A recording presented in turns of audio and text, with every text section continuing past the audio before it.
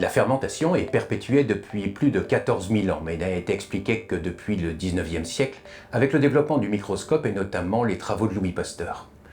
On sait aujourd'hui qu'une fermentation est la transformation de sucre naturellement présent dans les aliments, le lait, le jus de fruits, la farine, par un ferment, bactérie ou levure, pour obtenir un produit transformé tel que le yaourt, le kéfir, le kombucha, le café, le chocolat et bien sûr le pain.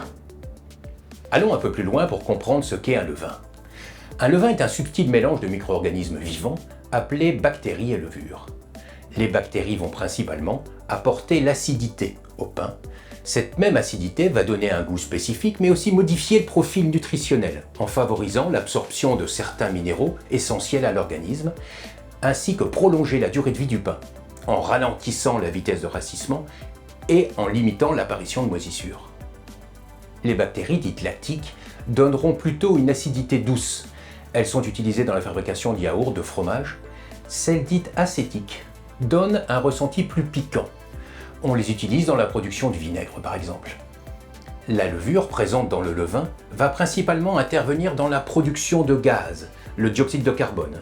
C'est grâce à cela que la pâte va gonfler et acquérir une structure aérée ainsi qu'un goût caractéristique. Voyons concrètement ce que cela donne.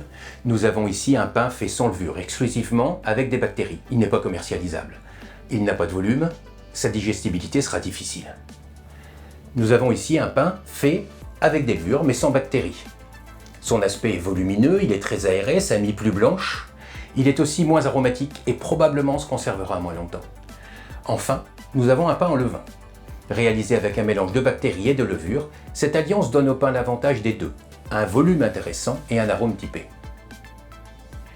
Organisme vivant, le levain naît, se multiplie, travaille et meurt à la cuisson.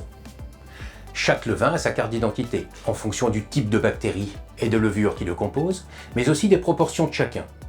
Selon les saisons, la façon dont on le met en œuvre, son âge, sa proportion qu'on va utiliser dans le pétrin, on peut le personnaliser à l'infini. Le levain, c'est la vie. Retenez qu'un levain est une association subtile de levures et de bactéries.